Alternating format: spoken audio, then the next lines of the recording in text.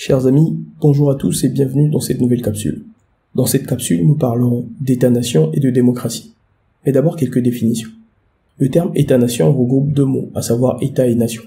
Le mot État représente l'appareil dirigeant à l'image du mot gouvernement. On parle d'État démocratique ou d'État dictatorial. Le terme nation représente la nature et l'identité du peuple.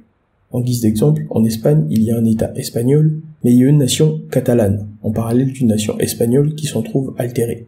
Idem pour les nations flamandes et wallonnes, réunies sous la gouvernance de l'État belge. Les identités nationales sont donc des points de faiblesse et de fracture des États-nations. Et c'est justement la multiplicité de ces fractures dans les États africains qui conduisent à tout type de déstabilisation interne ou externe. En parallèle au pouvoir du peuple, Demos Kratos, les fondements de la démocratie sont la séparation des pouvoirs, exécutifs, législatifs et juridiques, et l'ensemble des institutions et des textes constitutionnels qui constituent un contre-pouvoir face à l'exécutif.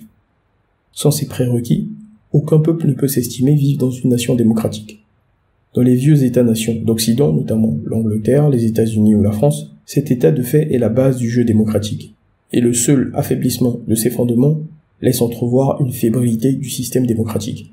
Le pouvoir exécutif est relativement indépendant du pouvoir judiciaire, à quelques présidents près qui ont échappé à la justice de façon assez rocambolesque. Il existe également des articles de destitution dans les constitutions.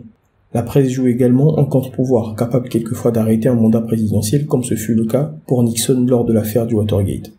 Dans les jeunes États multiethniques d'Afrique, le contre-pouvoir principal n'est pas la constitution, modifiée au gré des circonstances, ni les médias semi-autorisés ou inféodés au pouvoir, mais le subtil équilibre des forces endogènes qui secouent les clans présidentiels, intra-ethniques, et surtout le subtil jeu d'équilibre des élites ethno-communautaires, interethniques, dans ce que l'on pourrait nommer de géopolitique ethnique, qui consiste à satisfaire des pans entiers du peuple, désignant un membre de leur communauté à des postes de gouvernement. C'est ce qu'ont très vite compris les présidents qui ont connu de grandes longévités au pouvoir.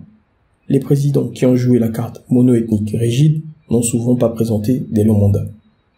Bien évidemment, le peuple qui est soumis à un ethnotribalisme passif, ou chauvinisme ethnique si vous voulez, ne se réjouit pas spontanément de l'élection dans le gouvernement des membres de leur communauté. Mais ce sont ces élites mêmes qui, lorsqu'ils sont non élus, utilisent la carte ethnotribale dans leur contestation ou leur opposition. Il en est de même lors des élections législatives, où le phénomène est quantitativement plus palpable en comparaison aux élections présidentielles, où il y a peu de candidats, où les élites ethnotribales jouent systématiquement la carte communautaire sous couvert d'un régionalisme dans le but de stimuler cet ethnotribalisme passif. Une autre illustration des limites du système démocratique dans un pays multiethnique est la nature de l'unité de mesure de l'intensité démocratique d'un pays, à savoir le parti politique. Après les indépendances, chaque fois qu'un pays d'Afrique subsaharienne a été dans une phase dite démocratique, c'est-à-dire avec la possibilité du multipartisme, contrairement au monopartisme, les partis politiques ont souvent été, avant tout, des partis de nature ethnotribale. Lorsque l'unité de mesure de la vie démocratique présente une nature différente de ce qu'elle devrait être, c'est-à-dire universelle, il est impératif de nommer cette nature autre. Il s'agit ici de partis ethnotribaux plutôt qu'universels, c'est-à-dire que l'idée et la compétence ne priment pas sur l'origine des individus. L'idée et la compétence sont souvent même, pour l'essentiel, reléguées à des positions subsidiaires ou subalternes.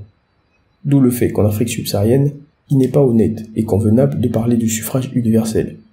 Les suffrages sont plutôt ethniques, bien que le climat perpétuel de tricherie et les complexités de terrain ne permettent pas d'établir des relations linéaires entre l'ethnie du candidat et les résultats, principalement dans les pays multiethniques. Cependant, les décomptes par région confortent la prépondérance du caractère ethnique. Ainsi, lors des campagnes d'élection en Afrique subsaharienne en général, et principalement en Afrique centrale, l'on constate qu'en place est lieu de proposer des idées et d'expliquer la méthodologie de mise en place de celle-ci, on observe des longues litanies de promesses de campagne immuables portant sur le chômage, l'éducation, la santé et la sacro-galvaudée amélioration des conditions de vie des populations.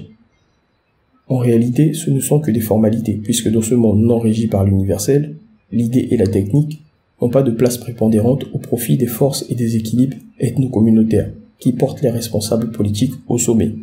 Les forces coloniales n'ont fait qu'exploiter ce constat simple. Depuis le début des années 2000, la nouvelle phase néolibérale a permis un enrichissement exponentiel à de nombreux plans présidentiels d'Afrique subsaharienne. Cela a paradoxalement et même dialectiquement conduit par ce subtil jeu de géopolitique ethnique à des partis au pouvoir multiethniques construit autour des intérêts personnels des chefs de clan avec l'argent jouant un rôle de lion, et des partis opposants fortement monoethniques, qui eux sont restés dans leur sociologie naturelle en l'absence de l'argent.